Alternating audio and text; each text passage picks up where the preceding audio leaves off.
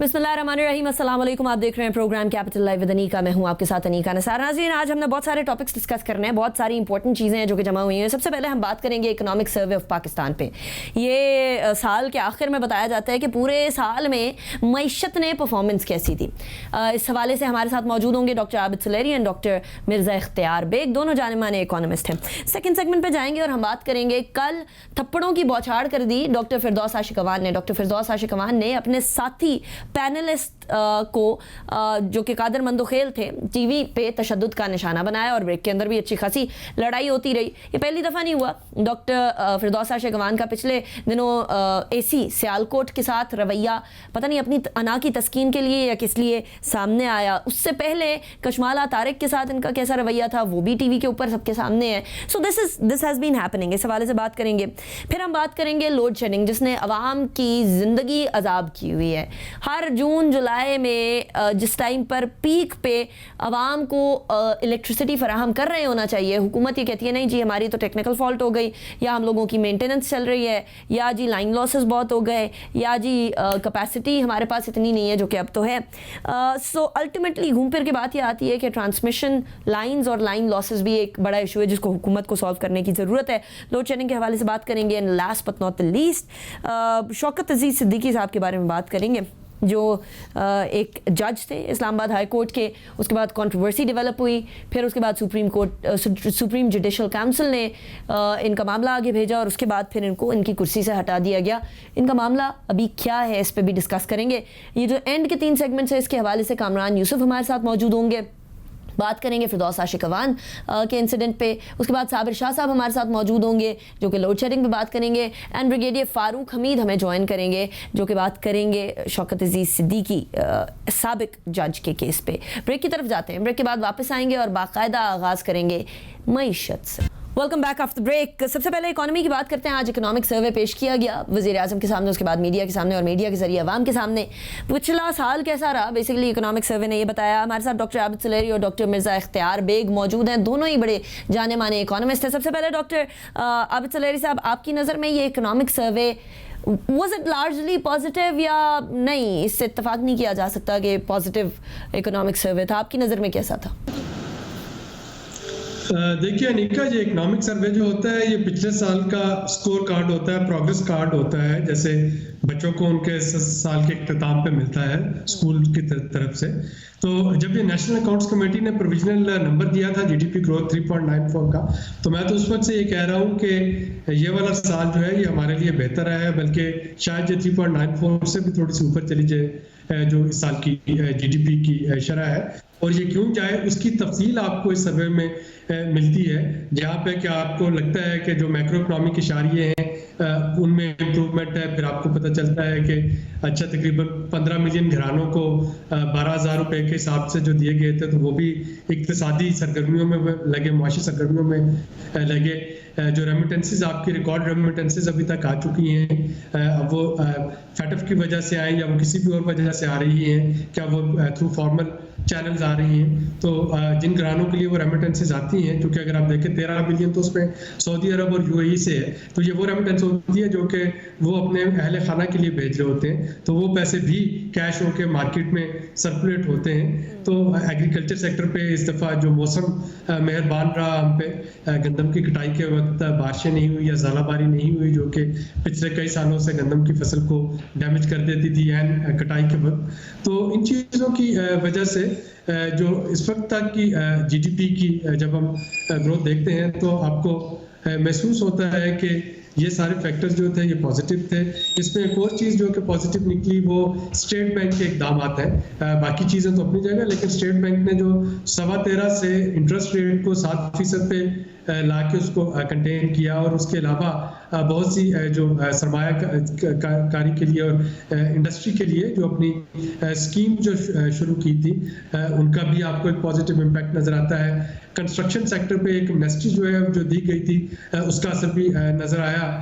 और जो वज़ीर ख़जाना ने उसमें अगर पंच लाइन आप देखें तो वज़ीर ख़जाना ने कहा कि जी 55 मिलियन लोग थे जो कि हमारे ह्यूमन रिसोर्सेज जो कि वर्किंग थे कोविड से पहले, कोविड के दौरान तकरीबन इसमें आपको ऑलमोस्ट 35 मिलियन लोग जो थे, या तो उनकी रोजगार खत्म हो गई या उनकी रोजगार जो थी वो कम हो गई, और अब वो दोबारा 52 मिलियन पे नंबर आ गया है। तो यानी इस तरह से वो, और इसी को वी शेप रिकवरी कहा जाता है कि एकदम से नोज डाइव होना और उसके बाद उसी स्पीड से बाउंस बैक करना। तो पाकिस्तान की इकॉनमी जो है, अल्लाह का शुक्र है कि ये आपको पिछले साल बाउंस बैक करती हुई नजर आ रही है। अब असल चैलेंज इस मोमेंटम को बरकरार रखना है कि आने वाले साल में और उससे अगले साल में किस तरीके से ये जो अभी तक का जो एडवांटेज है उसको कैपिटलाइज कैसे किया जाए। राइट डॉक्टर आबिद, डॉक्टर इख्तियार बेग की तरफ जाऊंगी। मिर्जा साहब, पावर टैरिफ बढ़ाएं IMF कह रही थी, टैक्सेस बढ़ाएं IMF कह रही थी, लेकिन वज़ीर आज़म ने कहा कि नहीं, कोविड के टाइम पे ऐसा नहीं किया जा सकता। बट कंसिडरिंग के जो तवक्कुआत पिछले साल की शुरुआत में थी कोविड की वजह से ही, और एंड पे जो इकोनॉमिक सर्वे सामने आया है, is it what you expected, is it better than what you expected, या ये जो आपकी तवक्कुआत थी उससे खराब है? लेकिन thank you so much Anika for having me at this important show. इस इकोनॉमिक ग्रोथ में जो मोटी मोटी बातें थी वो ये थी कि हमारी माशियत के 3 सेक्टर होते हैं, एक एग्रीकल्चर, एक मैन्युफैक्चरिंग और एक सर्विस सेक्टर। इस बजट में यह है कि एग्रीकल्चर में हमारी कारकर्दगी सही नहीं रही है। 3.3 का हमारा जो हदफ था उसको भी हम नहीं हासिल कर सके। कॉटन की जो हमारी पैदावार पूरी तरह से कम हुई थी, जो 13 मिलियन बेल के बजाय 6.5 मिलियन बेल सिर्फ इस साल आई थी, तो उससे ज़राअत के शोबे पे मनफी असर पड़ा है। लेकिन गेहूं की, गन्ने की, चावल की और दूसरी अजनास की फसलें अच्छी हुई हैं, तो उसने काफी हद तक इसको संभाला है। दूसरा सेक्टर आ जाए सनत का क्षेत्र। सनती मैन्युफैक्चरिंग सेक्टर में 2 सेक्टर होते हैं, एक होता है लार्ज स्केल मैन्युफैक्चरिंग यानी बड़े दर्जे की सनती, और एक होता है small and medium scale industry, छोटे और दरमियाने दर्जे की सनतें। लार्ज स्केल मैन्युफैक्चरिंग में तो 9% की ग्रोथ आई है। 9% एक इम्प्रेसिव ग्रोथ रेखा होती है। उसमें ऑटोमोबाइल सेक्टर ने अच्छा परफॉर्म किया, सीमेंट सेक्टर में परफॉर्म करा, कंस्ट्रक्शन सेक्टर ने, तामीराती शोबे जिसको कहते हैं, अच्छा परफॉर्म करा है। लेकिन small and medium scale industry जो है इसकी सनत की, उसमें ग्रोथ नहीं हो सकी है, और वो असल सेक्टर होता है जो 80% लोगों को जॉब देता है मुल्क के अंदर। तो जो बड़े तरक्की गए हैं, कोरिया है, इंडिया है, चाइना है, जापान है, उसमें small and medium scale industry की ग्रोथ जो होती है वो ज्यादा होती थी, जिससे जॉब्स क्रिएट होता था और मुल्क ने तरक्की करी। तीसरा है सर्विस सेक्टर का। सर्विस सेक्टर में तो इस साल भी उन्हें पहले से ज्यादा कारकर्दगी उन्होंने अच्छी दिखाई है, और हमें लेकिन इसके ऊपर खुश नहीं होना चाहिए। पाकिस्तान एक ज़राई सनती मुल्क है, यही ख्वाब बाबाए कौम ने देखा था कि ज़राअत से जो आप पैदा करेंगे वो सनत में इस्तेमाल करेंगे, ज़राअत से जो पैदा करेंगे वो खुद कफील होंगे। लेकिन आज हम ये देख रहे हैं कि इस साल पाकिस्तान ने वीट भी इंपोर्ट किया, शक्कर, गन्ना, जो शुगर भी इंपोर्ट की, दालें भी इंपोर्ट की, और ईडेबल ऑयल, खुर्दूनी तेल जिसको कहती हैं आप, वो भी इंपोर्ट किया। तो ये बातें देख के तो लग रहा है कि पाकिस्तान खाने पीने की अजनास को इंपोर्ट करने वाला मुल्क बन गया है। नेट इंपोर्ट है। बिल्कुल डॉक्टर साहब, आप बिल्कुल दुरुस्त फरमा रहे हैं कि नेट इंपोर्ट हो रही है एग्रीकल्चर सेक्टर में। खुद कफालत की तरफ कैसे जाया जाए डॉक्टर साहब, एक बार फिर, कंसिडरिंग के बहुत सारी माफियाज इन्वॉल्व होते हैं when it comes to crops. हमें पता है वो चीनी के माफिया के फॉर्म में गन्ने की ज़्यादा पैदावार होती है, पानी बहुत ज़्यादा लेता है, मुल्क के जो आबी ज़खायर हैं उसके ऊपर भारी पड़ता है, लेकिन फिर भी उसकी तरजीह होती है। कॉटन को हम लोगों ने बड़े बुरे तरीके से मुतासर होते हुए इस साल भी देखा। तो considering all this and Pakistan के सिचुएशन को, एग्रीकल्चरल खुद कफालत की तरफ जाने के लिए आपके नजर में क्या रोड मैप है? सिर्फ एक ही जवाब है, एग्रीकल्चर, एग्रीकल्चर, एग्रीकल्चर। आपने एग्रीकल्चर को इग्नोर कर दिया है, नए बीज बन नहीं रहे, कोई रिसर्च एंड डेवलपमेंट हो नहीं रही है। इंडिया में 6 साल पहले कॉटन की पैदावार होती थी 18 मिलियन बेल, आज जब मैं आपसे बात कर रहा हूँ 38 मिलियन बेल हो गई है। हमारी कॉटन की फसल 13 मिलियन बेल पैदा होती थी, इस साल 6.5 मिलियन है। तो आपने तो ज़राअत को खुद ही जो कॉटन का एरिया था उसको सियासी बुनियादों पे शुगर कैन माफिया ने गन्ने की कल्टीवेशन पे तब्दील कर दिया, प्रेशर डाल के। और गन्ना ज्यादा पैदा होगा तो गन्ना सस्ता होगा तो शुगर में उनको मुनाफा ज्यादा होगा। तो ये सब चीजें हैं, आपने ये देखना है कि आपका पूरा टेक्सटाइल सेक्टर जो 13-14 बिलियन डॉलर की एक्सपोर्ट करता है वो टेक्सटाइल कॉटन के ऊपर डिपेंड करता है। इस बार भी 2 बिलियन डॉलर की कॉटन इंपोर्ट की गई है। आप उस सेक्टर को मार देंगे जो 14 बिलियन डॉलर की एक्सपोर्ट करता है। लिहाजा आपने तरजीहात में ज़राअत को लाना है। ज़राअत में आपने नंबर 1 फूड सिक्योरिटी, खाने पीने की अजनास, और दूसरे नंबर पे टेक्सटाइल सेक्टर जिसकी आपको 13 मिलियन बेल तो चाहिए जरूरत के लिए, उससे कम करेंगे तो आप अपने कंपटीटर से महंगे में खरीद के एक्सपोर्ट नहीं कर सकेंगे, compete नहीं कर सकेंगे। अच्छा डॉक्टर साहब, एसएमई को पुश कैसे दिया जाए? बिकॉज लार्ज स्केल मैन्युफैक्चरिंग ने तो 9% की ग्रोथ देख ली, बट अभी मिर्जा इख्तियार बेग साहब ये फरमा रहे थे कि स्मॉल एंड मीडियम एंटरप्राइज जो है वो इस वक्त बहुत अच्छे तरीके से इसलिए परफॉर्म नहीं कर सक रही। कुछ शौकत तरीन साहब ने भी इसकी तरफ इशारा किया कि जो लोन्स ही दिए जाते हैं वो प्रैक्टिकली 6% एसएमईज को दिए जाते हैं, बाकी 75% जो है वो लार्ज स्केल मैन्युफैक्चरिंग ले जाती है। सो अल्टीमेटली वो सेक्टर जो 80% पाकिस्तानियों को नौकरियां दे रहा है वो अभी भी एक सर्टन क्रंच में है। इनको पुश देने के लिए हुकूमत को अगले साल क्या करना पड़ेगा? क्योंकि इसके लिए 2 चीजें हैं जो हुकूमत को करना पड़ेंगी। एक तो ये है कि बहुत सा जो इनफॉर्मल सेक्टर है उसको किसी तरीके से फॉर्मल नेटवर्क में लाया जाए। अब अगर मैं एक दुकान चला रहा हूँ या मैं कोई रेडी लगा के या तंदूर लगा के बैठा हूँ तो मैं ये तो हो सकता है कि टैक्स से ज़्यादा पैसे जो है वो उस जो एहलकार को मेरे पास आता है किसी सरकारी महकमे का और मुझे डरा धमका के मुझसे मंथली ले जाता है या हर 3 महीने के बाद ले जाता, हो सकता है उससे ज़्यादा पैसे दे रहा हूँ। लेकिन अगर मुझे ये बता दिया जाए कि अच्छा ये सिंपल एक रजिस्ट्रेशन, ये सर्टिफिकेट आपके पास होगा ताकि अगर खुदा न खास्ता कल को जरूरत पड़े तो हुकूमत को पता हो कि आप कहाँ पे बैठे हैं। यानी अगर पिछले साल एसएमईज को टारगेट नहीं कर पाई बहुत से जो इनिशिएटिव थे स्टेट बैंक के या हुकूमत के, तो उसकी एक वजह ये भी है ना कि अगर हुकूमत को पता ही नहीं, अगर आपको पता ही नहीं कि मैं कहाँ पे बैठा हूँ और आपने इमदाद करनी है और आपके पास मेरा नाम निशान नहीं है, मेरा कोई आता पता नहीं है, तो आप किस तरीके से मेरी हेल्प कर सकेंगी। तो एक तो इसकी रजिस्ट्रेशन जो है उसको और बिला उनको बगैर किसी हरासमेंट के रजिस्टर्ड करना ताकि कम से कम वो फॉर्मल सेक्टर में तो आए। और मेरा ख्याल है कि इस बजट में जो एक फिक्स टैक्स रख के कुछ रजिस्ट्रेशन का मंसूबा जो है वो बनाया जा रहा है। दूसरा जो है वो कमर्शियल बैंक्स को सेंसिटाइज करना कि कोलेटरल का मतलब सिर्फ यही नहीं होता कि आपके पास, यानी बैंकिंग में लोन देने का एक फिलॉसफी क्या है, वो सिंपल फिलॉसफी है कि बैंक उसको लोन देता है जो साबित कर सके कि उसको कर्जे की जरूरत नहीं है। तो बैंक कहेगा अच्छा जी आपको कर्जा चाहिए, आप अपनी प्रॉपर्टी के कागजात दिखाएं, आप अपनी तनख्वाह के कागजात दिखाएं, आप अपनी नकदी दिखाएं, जायदाद दिखाएं, वगैरह वगैरह वगैरह। और जब बैंक को पता लग जाए कि हाँ भाई इसको कर्जे की जरूरत नहीं तो उसको कर्जा दे दिया जाता है। तो अगर मेरे पास ये चीजें नहीं और मुझे कर्जा चाहिए, मेरे पास ये इन कैश कलेक्टर नहीं, तो फिर उसके लिए मेरे बिजली के बिल, मेरे गैस के बिल, मेरी जो टर्नओवर है, मेरे बाकी चीज़ें, शायद वो मेरे गवाही दे सके मेरी जो एक फिनेंशियल सॉलिडारिटी उसकी की जो स्टेटस की कि मैं पैसे लेके भागूंगा नहीं और उस पर फिर मुझे कर्जा दिया जाए। तो ये जो इन काइंड कोलेटरल है, स्टेट बैंक को इसकी तरफ देखना पड़ेगा, हुकूमत को उनको रजिस्टर्ड करना पड़ेगा और एसएमईज वालों से मैं दरखास्त करूंगा कि वो रजिस्टर्ड हो ताकि उनको मुख्तलिफ स्कीम जो होंगी उनका फायदा पहुंचाया जा सके। Right doctor salary. मिर्जा साहब मैं आपकी तरफ आऊंगी।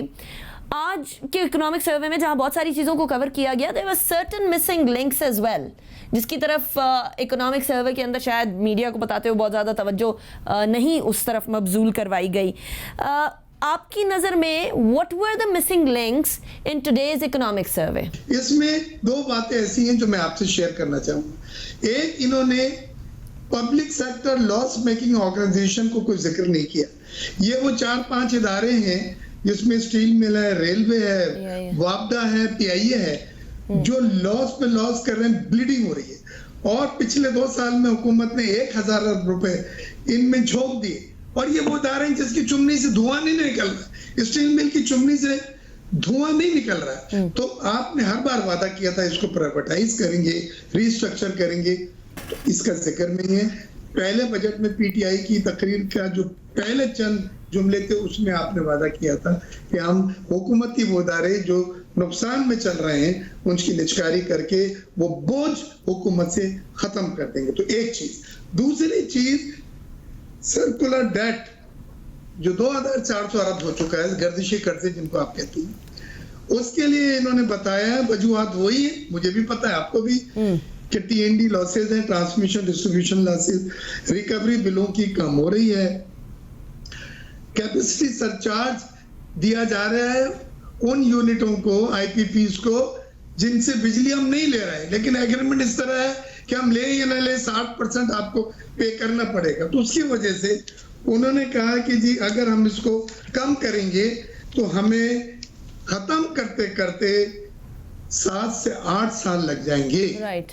ये एक चीज थी जो बम की तरह मुझे लगी है कि हम तो ये सोच रहे थे सर्कुलर डेट जो 2400 अरब रुपए तक पहुंच गया है, उसके लिए रिवाइज आईपीपी एग्रीमेंट हुए हैं, कुछ आईएमएफ ने भी सरचार्ज लगाने को 10% कहा है, और ये 2-3 साल में ये नालत खत्म हो जाएगी। लेकिन आज जो बात सुनी उसमें यह है कि ये 7 से 8 साल इसमें लग सकते हैं इसको खत्म होने में।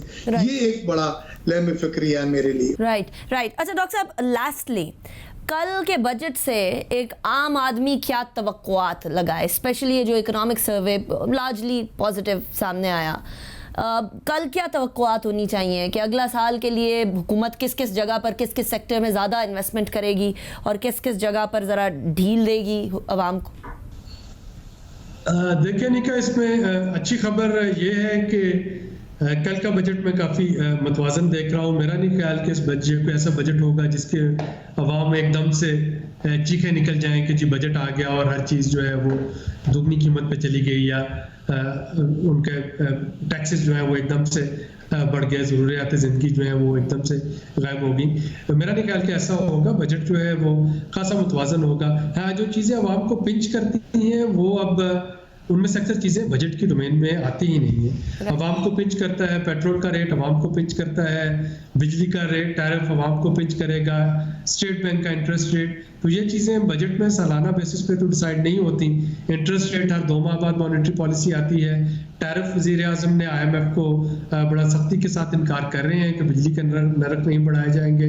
देखें कि अब हुकूमत जो है वो क्या अल्टरनेटिव लेके जाती है एनर्जी सर्कुलर डेट के खात्मे के लिए, अगर उसके नरक नहीं बढ़ाने।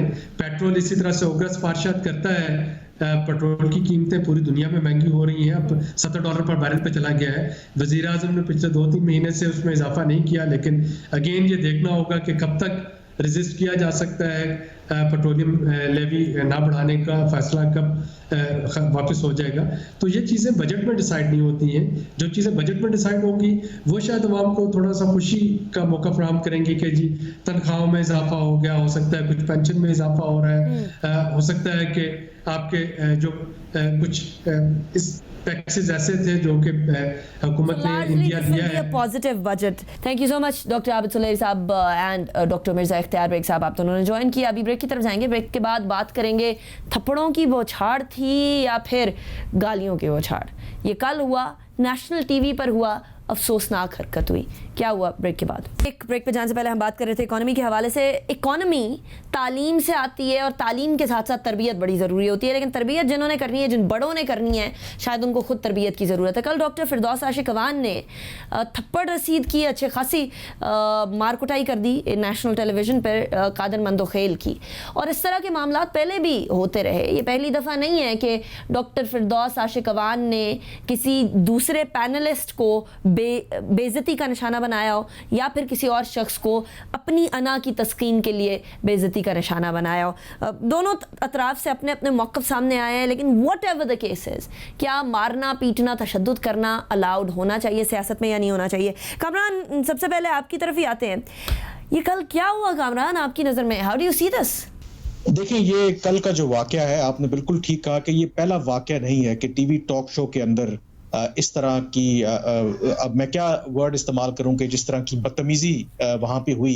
इससे पहले भी ये वाकयात होते रहे हैं। डॉक्टर साहिबा भी उसमें मुलविस रही हैं और भी दूसरे लोग रहे हैं, और फिर पार्लियामेंट के अंदर भी अगर आप देखें तो हमें ये मनाजिर देखने को मिलते रहे हैं। तो ये बेसिकली मेरे ख्याल में ये अक्कासी कर रहा है कि हालिया सालों में जो हमारी सोसाइटी में, हमारी सियासत के अंदर ये एक पोलराइजेशन हुई है, जो तकसीम हुई है, ये उसकी रिफ्लेक्शन है। अब तकसीम होना, नजरिए की बुनियाद पर नुक्ता नजर रखना, ये कोई बुरी बात नहीं है। बिल्कुल मेरी राय एक हो सकती है, आपकी राय बिल्कुल मुख्तलिफ हो सकती है, लेकिन जो जमहूरी जो ममालिक हैं, जमहूरी मुआशरे हैं, या जहां पर तहजीब को परवान चढ़ाया जाता है, वहां पर एक दूसरे के नुक्ता नजर का एहतराम किया जाता है और एक खास जो हद है उसको पार नहीं किया जाता। लेकिन अफसोस के साथ कहना पड़ता है कि यहाँ पर तो हद जो है ना वो पार हो रही है। अच्छा अब कमरान, तरीके इंसाफ को कमरान आपको लगता है इस तरह के माजी के अंदर जो वाकयात हुए हैं, एक पाकिस्तान पीपल्स पार्टी ने किसी इंसिडेंट के ऊपर एक्शन लिया था, लेकिन बहुत सारे और इंसिडेंट्स हुए, पाकिस्तान पीपल्स पार्टी ने भी नहीं कोई एक्शन लिया, PMLN ने भी नहीं लिया, PTI ने भी नहीं लिया। हालिया औकात के अंदर जिनकी आप बात कर रहे हैं कि पॉलिटिकल डिवाइड बहुत ज़्यादा प्रोमिनेंट हो गया है, लेकिन अनफॉर्चुनेटली हम तो पाकिस्तान में वो ज़माना जहाँ बेनज़ीर साहिबा की तस्वीरें डिस्ट्रीब्यूट की गई थी, जहां अजीबो गरीब किस्म के नारे मरियम नवाज पे जिस टाइम पे वो बच्ची थी उस टाइम पर कसे जाते थे। ये चीजें तो हम अपनी सोसाइटी में, हम अपनी सियासत में बड़े अरसे से देख रहे हैं। बिल्कुल आप सही कह रही हैं, ये कोई नई चीज नहीं है। फर्क ये आया है कि क्योंकि अब जो मीडिया की आउटरीच है वो बहुत ज्यादा है, सोशल मीडिया की वजह से भी बहुत ज्यादा आउटरीच है। तो पहले अगर अखबार की हद तक या चंद लोगों तक वो खबर महदूद रहती थी, अब वो ऐसे हालात नहीं हैं। तो ऐसी सूरत में आई थिंक अब होना ये चाहिए कि बाद में कुछ चीजें चेंज भी हुई। देखें ना, अगर जो मिसाके जमहूरियत जब हुआ तो उसमें इस चीज को रियलाइज किया गया, बाद में उस पर अमल दरामद हुआ नहीं हुआ वो एक अलग बात है, कि उसमें दोनों बड़ी जमातों ने ये रियलाइज किया कि जो 90s की पॉलिटिक्स थी, जिस तरीके से उन्होंने दोनों जमातों ने पॉलिटिक्स की, वो नहीं करनी चाहिए, उससे हमने आगे बढ़ना है। तो शायद आज भी वो मिसाके जमहूरियत कह लें या वो जो भी डॉक्यूमेंट है वो रेलेवेंट है, अदर देन जो भी जमहूरियत की हम बात करते हैं उसके अंदर एक दूसरे के नुक्ता नजर का एहतराम करना, आई थिंक ये चीज होनी चाहिए। और मेरे ख्याल में किसी लेवल पर जाकर के ये जो तमाम जमातें हैं, टीवी टॉक शोज पर जाते हैं या पार्लियामेंट के अंदर बातचीत होती है, कोई मिनिमम एक स्टैंडर्ड इनको सेट करना पड़ेगा कि देखिए ठीक है, इख्तलाफात हम जरूर करेंगे, लेकिन इस तरह की हाथापाई, इस तरह की जो जबान का इस्तेमाल है वो हमें नहीं करना चाहिए। क्योंकि इससे मैसेज क्या जा रहा है, फिर जब लोग सही सवाल करते हैं कि ये जो किस तरह के हमारे मुंतखब नुमाइंदे हैं कि हमारी क्या खिदमत करेंगे जब इनके अपनी जो अक़दार हैं वो इतनी गई गुजरी हैं, तो उससे एक तो माशरे को गलत पैगाम जा रहा है, और दूसरा ये भी है कि जमहूरियत जो है, पहले ही हमारे यहाँ लूली लगड़ी जमहूरियत है, तो उससे जो सियासतदान है वो भी डिस्क्रेडिट होता है, क्योंकि एक सियासतदान ही है जो जमहूरियत की मार्केटिंग कर रहा है। अगर मार्केटिंग इस तरीके से होगी तो फिर किसने जमहूरियत के ऊपर इस तरीके से एतबार करना। अग्रीड। अच्छा, इसके ऊपर पाकिस्तान तहरीक इंसाफ को क्या एक्शन लेना चाहिए कामरान आपकी नजर में, और क्या कोई एक्शन लिया भी जाएगा? These two questions. देखिए, एक्शन लिया जाएगा, मुझे आई सीरियसली डाउट कि एक्शन लिया जाएगा। हालांकि एक्शन होना चाहिए। अब एक्शन क्या होना चाहिए ये भी डिपेंड करता है कि ज़ाहिर है वो पार्टी की मेंबर हैं, तो उनके खिलाफ जो उनका तरीकाकार होगा, जो उनके आइन में है, उनको एक शो कॉज नोटिस भी जा सकता है कि ये रवैया जो है इसकी आप वजाहत करें, आपने इस तरीके से क्यों किया। दो के डॉक्टर फिरदौस आशिक अवान ने जो सोशल मीडिया के ऊपर एक पैगाम जारी किया है, उसमें वो जस्टिफाई कर रही हैं, उसमें उन्होंने कहा है कि जो इल्जामात उनकी तरफ से लगे वो मजबूर हुई इस तरह का इकदाम लेने में, और जो मीडिया या सोशल मीडिया पे बात आ रही है वो वन साइडेड स्टोरी बता रहे हैं। तो इसका मतलब है कि अभी भी वो अपने रवैये पर माजरत नहीं कर रही। उनके ख्याल में जो उन्होंने किया शायद उसको वो जस्टिफाई कर रही हैं, बल्कि वो तो ये भी कह रही हैं कि वो इनके खिलाफ जो है वो डेफेमेशन का केस करने जा रही हैं। तो ऐसी सूरत में क्या तहरीके इंसाफ उनके खिलाफ कोई एक्शन लेगी? एटलीस्ट मुझे नजर नहीं आता कि वो ऐसी सिचुएशन में उनके खिलाफ किसी तरह की भी कार्रवाई करें। Right Kamran, thank you so much for joining me in the show. Break के बाद वापस आएंगे और बात करेंगे लोड शेडिंग की, जिसने आवाम की जिंदगी बड़ी अजीरन की हुई है। After break, welcome back after break. अब बात करेंगे एक बड़े ही चुभते हुए अवामी मसले के हवाले से, लोड शेडिंग, जो कि तमाम अवाम के नाक में दम किए हुए है। At this point in time कम होती हुई नज़र आ रही है लेकिन ख़त्म होती हुई नज़र नहीं आ रही है। अनफॉर्चुनेटली पाकिस्तान के अंदर हर बार गर्मियों के महीनों के अंदर लोड शेडिंग उरूज पर पहुंच जाती है। अभी आज सुबह 8:30 बजे के सूरत हाल ये है कि मिनिस्ट्री ऑफ एनर्जी कहती है कि जी हम लोगों के पास तकरीबन 600 मेगावाट का शॉर्टफॉल है, 22,400 के करीब जो है वो सिस्टम की डिमांड है और 21,800 बेसिकली पैदावार हो रही है। पैदावार कम हो रही है, लाइन लॉसेस हैं, यहाँ हम लोगों ने कैपेसिटी चार्जेस की मद में हम लोग आईपीपीज़ को धड़ाधड़ पैसे दिए जा रहे हैं, वो सूरत हाल अपनी जगह पर है। लेकिन हम लाइन लॉसेस को कम करने के लिए, ट्रांसमिशन लाइंस को सही करने के लिए कोई काम नहीं कर रहे हैं। जनरेशन के ऊपर हमारा बड़ा तवज्जो है, पिछली हुकूमत की तवज्जो थी और इस हुकूमत ने भी कैपेसिटी चार्जेस की मद में कैपेसिटी चार्जेस पेमेंट किए जा रही है। एनी हाउ साबिर शाह साहब की तरफ चलते हैं। साबिर शाह साहब, thank you so much for joining me in my show.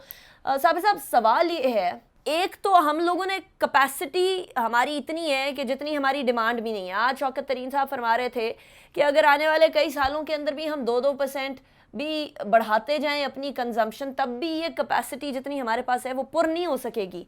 लेकिन कैपेसिटी चार्जेस हमें देने पड़ेंगे पिछली हुकूमतों के मुआहदों की वजह से।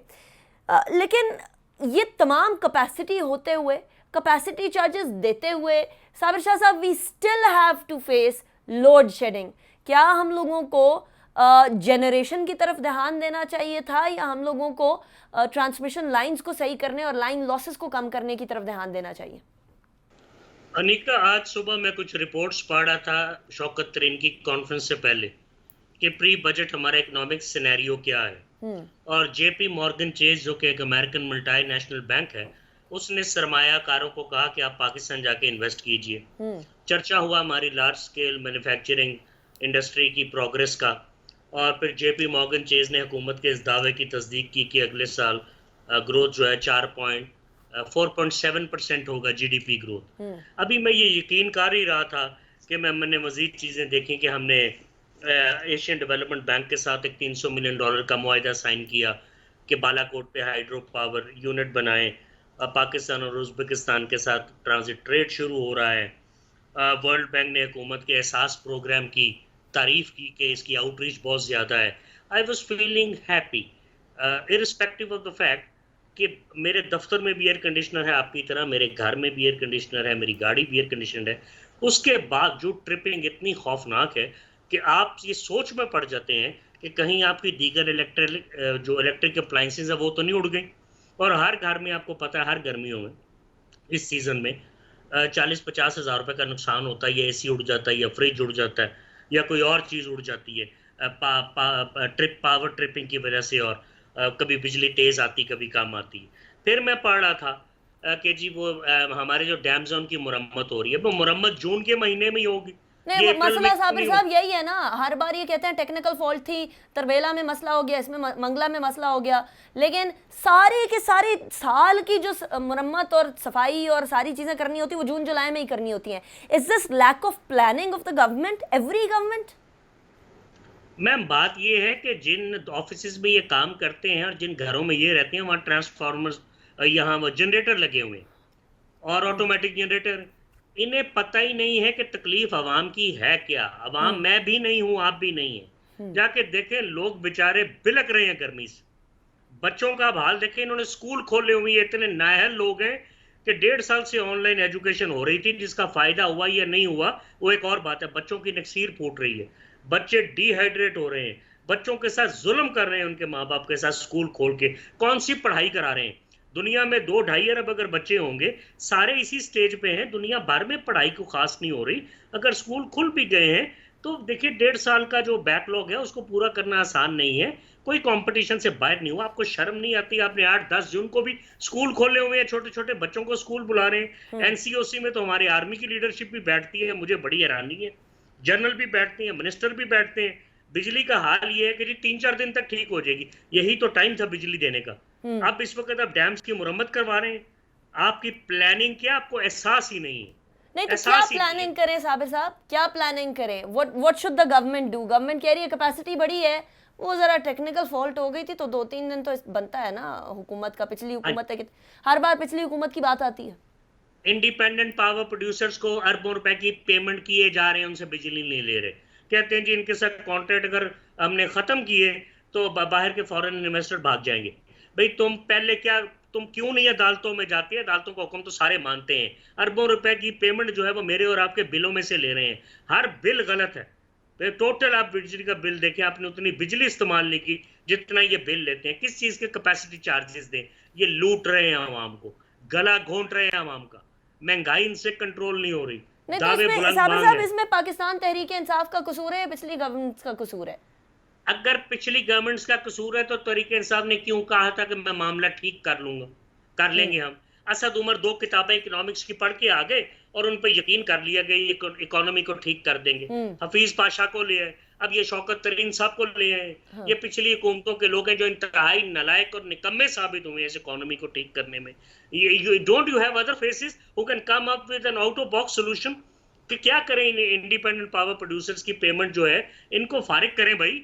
गोली मारे ऐसी फॉरेन इन्वेस्टमेंट को कि अरबों रुपया आवाम की जेबों से आप ले रहे हैं, आपको पता ही नहीं लग रहा। जून के महीने में अब डैमों की मुरम्मत करा रहे हैं। कौन सी सरप्लस बिजली है इनके पास? मुझे आप बताएं ना। ये कहते हैं हमारे पास इतनी कैपेसिटी है। वो किधर है कैपेसिटी? कल कह रहे हैं 1500 मेगावाट का शॉर्टेज है।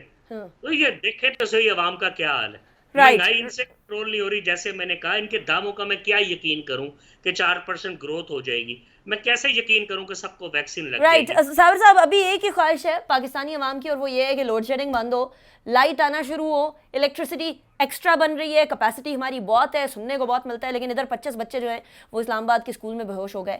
आज स्कूलों की तस्वीर आ रही हैं, बच्चों को कमीज़ें उतरवाई हुई हैं ताकि गर्मी के अंदर वो पढ़ सकें। लाहौर में आज वक्त जो औकात कार है स्कूलों के वो तब्दील करने का फैसला हुआ है, बाकी सारे पता नहीं सो रहे हैं।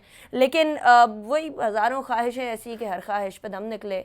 आवाम की ख्वाहिशें बस ऐसी हैं। ब्रेक की तरफ जाते हैं। ब्रेक के बाद मज़ीद एक टॉपिक को डिस्कस करना है, उसके हवाले से बात करेंगे एक ब्रेक के बाद। Welcome back after break. आखिरी सेगमेंट की तरफ बढ़ते हैं और बात करेंगे शौकत अजीज़ सिद्दीकी साहब की, एक ऐसे जस्टिस जो कि बड़े ही कॉन्ट्रोवर्शियल बन गए। उसके बाद फिर सुप्रीम जुडिशल काउंसिल के अंदर इनका मामला गया, वहाँ से इनको फारिग कर दिया गया उनकी जॉब से। अभी इनका मामला अदालत में चल रहा है और कल भी हियरिंग हुई उनकी, और उसके बाद मरियम नवाज़ के कुछ बयानात भी सामने आए। फारूक साहब, you been following this entire case. एक जगह उमर अता बंदयाल साहब कहते हैं कि शौकत अजीज़ सिद्दीकी साहब एक ऑनेस्ट आदमी हैं, दूसरी जगह उनके खिलाफ सुप्रीम जुडिशल काउंसिल में फैसला आया हुआ है। आप इस तमाम सिनेरियो को, और कंसिडरिंग कि मरियम नवाज़ कह रही हैं कि उनको बेसिकली सच बोलने की सज़ा दी जा रही है, आप इस तमाम सिनेरियो को कैसे देखते हैं? बिस्मिल्लाहिर्रहमानिर्रहीम। बहुत शुक्रिया अनिका, आपने सही फरमाया कि because I been following this case very closely. जिस वक्त पहले हम पनामा केस को फॉलो करते रहे, फिर जस्टिस काजी फैद ईसा वाला केस, मैं ये समझता हूँ कि देखें, सुप्रीम जुडिशल काउंसिल का जो वर्डिक्ट आया था शौकत अजीज़ सिद्दीकी साहब का के केस में, तो उसमें तो उन्होंने बड़ा क्लियरली कहा था कि ये कोई एविडेंस प्रेजेंट नहीं कर सके to support his allegations against security establishment, और जो उनके जो उहदेदार उनके खिलाफ, ये कोई एविडेंस पेश नहीं कर सके, नंबर एक। और दूसरा ये कि ये भी लिखा गया था वर्डिक्ट में कि जनाब इनके तो नॉन पॉलिटिकल एफिलिएशन है। अभी आपने जो जिक्र किया मरियम नवाज साहिबा का, तो आई एम नॉट सरप्राइज जब मरियम नवाज ने उनके फेवर में 2 दिन पहले इस्लामाबाद में ये सारी बातचीत की, तो वो तो बड़ा क्लियर था कि शौकत अजीज़ सिद्दीकी साहब ने जो ओरिजिनल बातचीत की थी, जिसके बाद ये सारा हंगामा हुआ, उनके खिलाफ फिर ये केस बना, वो तो इसका मतलब ये है कि इसमें कोई PMLN का लिंक इन्वॉल्व है।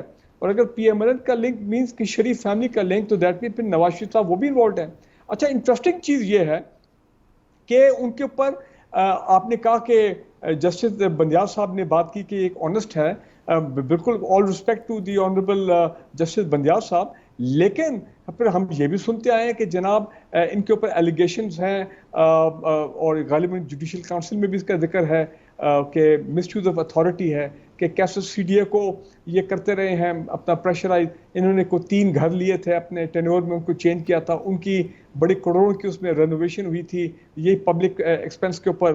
फिर उसके बाद कुछ प्लॉट्स रीलोकेट कराए थे पॉश एरियाज में, F11 में, किसके थे आई डोंट नो, लेकिन उसमें क्या मामला थे तो पता नहीं, कोई बहुत क्लोज ब्लड रिलेटिव या बेटा या जो भी आपके हैं, उनको किसी इदारे में आउट ऑफ द वे जाके नौकरी कराना। तो बहरहाल ये तो अपना सुप्रीम कोर्ट का काम है, सुप्रीम जुडिशियल काउंसिल के वो ये तमाम चीजें देखे। बट हैविंग सेड दैट, लेकिन फारूक साहब, I am sorry I am cutting you short here, लेकिन फारूक साहब मसला ये है कि यहाँ हर दूसरे शख्सियत के साथ इस तरह के मामलात रिलेटेड है। अभी पंजाब की ब्यूरोक्रेसी के अंदर टॉप मोस्ट ब्यूरोक्रेट का जो सन इन लॉ है उनको बड़ी अच्छी जगह पर लोकेट किया हुआ है, बहुत सारे और अपने रिश्तेदारों को इधर उधर फिट करने की कोशिश की जा रही है, तो फिर then the accountability should be across the board ना। जो अभी गवर्नमेंट के चहीते ब्यूरोक्रेट्स हैं पंजाब गवर्नमेंट के, उनको भी पूछें, पिछलों को भी पूछें। बिल्कुल, देखिए हम तो ये कहते हैं कि अक्रॉस द बोर्ड का मतलब ये है कि कोई भी हो उसका किसी भी शोबे से ताल्लुक हो, जुडिशरी से हो, कोई जज साहब भी हो, जो भी हो, अपने कोई जज साहब भी हो, अगर वो अपनी अथॉरिटी पोजीशन को मिसयूज करते हैं कोई एक किसी को फेवर देने के लिए, नेपोटिज्म हो गई ये, तो वो जारी बात है एक्सेप्टेबल नहीं है। लेकिन अब जो मैं आपसे बात करना चाहता हूँ, देखिए वो ये है, हम जब से हमने होश संभाला हमने यही सुना है कि कोई भी ऑनरेबल जज हो, हाई कोर्ट के हो और स्पेशली सुप्रीम कोर्ट के, they are not suppose to be seen in public में गिविंग स्टेटमेंट्स जिनके कोई पॉलिटिकल बैकग्राउंड हो या कोई इस किस्म के जिसमें जुडिशरी इन्वॉल्व हो या मुल्क के इदारे इन्वॉल्व हो। जस्टिस ये शौकत अली सिद्दीकी साहब ने गलती ये की कि इन्होंने जाके एक अपने वकला के फोरम पे जाके पाकिस्तान की सिक्योरिटी एस्टेब्लिशमेंट के खिलाफ जो कुछ एलिगेशंस की, और फिर इनडायरेक्टली उन्होंने ये भी बात कर दी कि जनाब जो जजेस हैं उनको प्रेशराइज किया जाता है, उनके ऊपर उनको डराया धमकाया जाता है वगैरह वगैरह, और फैसले लिए जाते हैं अपनी मर्जी के। अब ये एक बड़ा, मैं समझता हूँ एक संगीन एलिगेशन है जो उन्होंने खुद अपनी आला अदलिया पे लगाया। तो यही वजह थी कि जब सुप्रीम जुडिशियल काउंसिल में ये मामला गया तो जारी बात है फिर then he got the sack from there. अब इंपॉर्टेंट चीज क्या है कि आप दो काम कर रहे हैं, गलत काम, और वो भी पब्लिक में आके, क्योंकि अगर आपको बहुत ज्यादा कोई रिजर्वेशन थी, बहुत ज्यादा तहफ्फुज़ात थे, तो बिल्कुल आपके पास एक चैनल है, आप अपने इस्लामाबाद हाई कोर्ट की चीफ जस्टिस साहब को के पास जाएं कि जनाब ये है, मुझे ये लोग परेशान कर रहे हैं, ये फला है, तो अंडरस्टैंडेबल, ठीक है। या फिर आप चीफ जस्टिस तो सुप्रीम कोर्ट के पास जाएं जो आपका चैनल है जुडिशरी के अंदर। लेकिन एक पब्लिक में आके, एक पब्लिक फोरम पे आके अगर आप अदलिया को हायर जुडिशरी की तस्दीक करें, उनको भी कहें कि जी आपके जो वर्डिक्ट हैं इसका मतलब वो फ्लॉड हैं, वो गलत हैं, आप इन्फ्लुएंस हो जाते हैं, तो how can the higher judiciary tolerate all this. और दूसरी बात यह है कि अगर आप सिक्योरिटी एस्टैब्लिशमेंट के और सिक्योरिटी इदारों पे इल्जामात लगाएं और उनको फिर बैकअप ना करें जब सुप्रीम जुडिशियल काउंसिल की इंक्वायरी हो, तो फिर इसका क्या मतलब है कि आपने जो कुछ वो किया फोरम पे आके बातचीत की, वो तो एक फिर उसकी पॉलिटिकल बैकग्राउंड थी, वो इसका मतलब ये कि किसी और का एजेंडा था जो कि आप फॉलो कर रहे थे। This certainly could be a connotation, लेकिन अल्टीमेटली फारूक साहब आपका स्टैंस यही है कि जज जनरल या फिर सियासतदान या फिर टॉप ब्यूरोक्रेट्स, या चीफ सेक्रेटरी हो किसी सूबे का या फिर प्रिंसिपल सेक्रेटरी हो, सबके लिए अकाउंटेबिलिटी सेम होनी चाहिए। एब्सोल्युटली। और मुझे तो लग रहा है कि अगर ये मामला और आगे जाता है तो हो सकता है कि ये जो मिसयूज ऑफ अथॉरिटी और ये चीजें हैं कि कल को कोई एहतसाब के दायरा जो है वो फिर इनको बुला लें कि जनाब जो कुछ सीडीए के मामला हुए हैं जो इनके दौर में वगैरह, इसको कहते हैं ना misuse of authority. Misuse of authority भी is a form of corruption according to the NAB ordinance. तो लिहाजा अब देखना यह है कि जो ऑनरेबल सुप्रीम कोर्ट है वो क्या फैसला करता है। और 2 दिन पहले की तो खबर मैंने ये भी थी कि जब इन्होंने वहीं पे इनके अपना वकील साहब ने ये तमाम बातें रिपीट की, वही एलिगेशन जो कि सुप्रीम जुडिशियल काउंसिल के वर्डिक्ट में नलिफाई हो गई थी कि एविडेंस प्रेजेंट नहीं कर सके, तो probably the honorable judges were very annoyed about it and they left। ये तो मैंने जो मीडिया में कहीं पढ़ा था। सो मैं समझता हूँ कि जस्टिस शौकत अली सिद्दीकी साहब, अगर मैं उनकी जगह होता तो मैं बिल्कुल इस पेंडोरा बॉक्स को दोबारा ना खोलता, क्योंकि पेंडोरा बॉक्स खोलेगा तो फिर और ज्यादा जो है मुझे नजर आ रहा है कि कोई लीगल टेक्निकल कॉम्प्लिकेशन जो है वो पैदा हो सकती है। राइट फारूक साहब, thank you so much for joining me in the show. Farooq साहब, अल्टीमेटली घूम फिर के बात ये आती है कि अकाउंटेबिलिटी के इदारे के सरबराह हो या फिर किसी और इदारे के सरबराह हो या फिर किसी और इदारे के इंपॉर्टेंट पर्सनैलिटीज़ हों, अकाउंटेबिलिटी अक्रॉस द बोर्ड जब तक नहीं होगी, प्राइम मिनिस्टर से लेकर एक क्लर्क तक, तब तक पाकिस्तान का सिस्टम सीधा नहीं होगा। That is what the demand है, चाहे वो मीडिया हो चाहे वो कोई और इदारा हो। इसी के साथ अनीका निसार को इजाज़त दीजिए। इससे पहले बाकी सेगमेंट्स के अंदर साबिर शाह साहब, कामरान यूसुफ, आबिद सुलेरी साहब एंड ऑफ कोर्स हमारे साथ last but not the least इख्तियार बेग साहब मौजूद थे। तमाम का शुक्रिया। अनीका निसार को इजाज़त दीजिए, अपना बहुत ख्याल रखिएगा। अल्लाह हाफ़िज़।